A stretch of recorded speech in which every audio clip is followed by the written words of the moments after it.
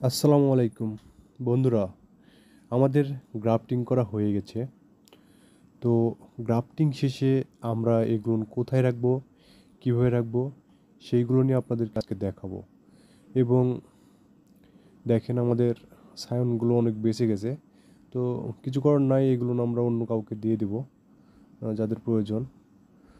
তো আমরা এগুলো নিয়ে যাব, নিয়ে গিয়ে আমাদের বাড়ির বারান্দার পাশে সুন্দরভাবে সেগুলো রেখে দেবো এবং সবগুলো আপনাদেরকে দেখাবো এগুলো কী করব।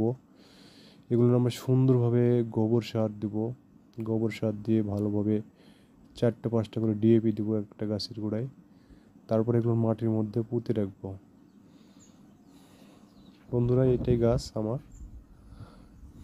তো এই যে আমাদের কাজ হয়ে গেছে, গোবর সার দিয়েছি, তার সঙ্গে আপনার ডিএপি দিয়েছি 4-5টা করে।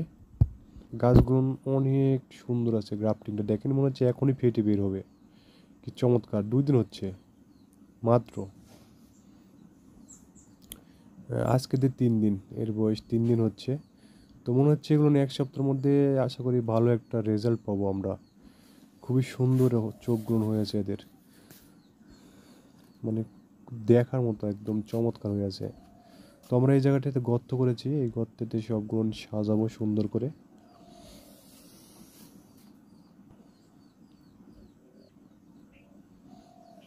একে একে সবগুলো রাখার পর আমরা এটা সুন্দরভাবে মাটি দিয়ে একদম গোড়া পর্যন্ত ঢেকে দেবো। এমনভাবে ঢেকে দেবো যেন এখানে পানি জমা হতে না পারে।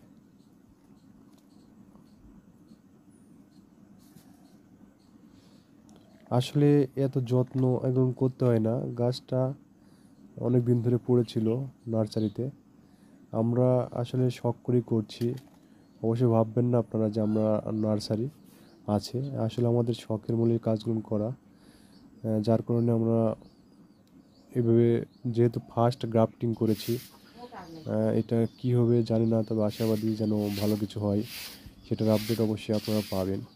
তো এইভাবে ঢেকে দেবেন সুন্দর করে আপনারা। আর বেশি করলে তো ওইভাবে ঢাকার প্রয়োজন হবে না। আর দেখতে পাচ্ছেন এই গাছ থেকেই আমরা রিকাট করেছিলাম। দেখুন কুশি জেগে গেছে অলরেডি, দেখুন কিভাবে। হয়তো 1 সপ্তাহের মধ্যে এগুলো বের হয়ে যাবে। আর গাছে প্রতিনিয়ত কীটনাশক, ছত্রাকনাশক এগুলো অবশ্যই আপনারা স্প্রে করবেন গাছে। আর এই যে আমাদের গাছের গোড়ায় সুন্দরভাবে কাচ্চি বিরানি দেওয়া হয়েছে। আর কাচ্চি বিরানিটি দেওয়ার পরে গাছটা কাটিং করা হয়েছে। আর আমাদের সেই শখের গ্রাফটিংগুলো সুন্দরভাবে রেখে দিয়েছি। আমরা আশায় আছি কবে যে তার কাছ থেকে সুন্দর পাতা বের হবে আর আমাদের মনটা ভরে যাবে, আর সেটা আপনাদেরকেও দেখাতে পারবো। এটা হচ্ছে আপনাদের বাইকুনুর জাতের গাছ। বাইকুনুর জাতের, যেটা বাংলাদেশে সবচেয়ে বেশি ফলন হচ্ছে। তো গাছগুলো দেখতেই মন চাচ্ছে যে আসলে সায়নগুলো কত সুন্দর হয়ে আছে দেখুন। এত সুন্দর, মানে কি বলবো, তরতাজা হয়ে আছে একদম দেখার মতো। বন্ধুরা, অবশ্যই আপনাদের শখের গাছগুলোকে অবশ্যই আপনারা যত্ন নেবেন। নিয়মিত সার ব্যবহার করবেন, কীটনাশক ব্যবহার করবেন, ছত্রাকনাশক দিবেন, বেশি করে গোবর সারটা দিবেন। তাহলে আসলে এগুলো তো শখ। যদি আমার কাছে 1 থোকা আঙুর আসে তাও অনেক ভালো লাগবে। তবে আমরা গাছটিকে একদম হার্ড প্রুনিং করেছি, রিকাট। এটা আমার কমলার গাছ, চায়না 3 কমলা। মাশাআল্লাহ যথেষ্ট পরিমাণে কমলা আছে। বন্ধুরা, একদম হার্ড প্রুনিং করা গাছ আমার। তো এখান থেকে যেই পাতাটা বের হবে, আশা করা যায় যে হয়তো মুকুলও আসতে পারে।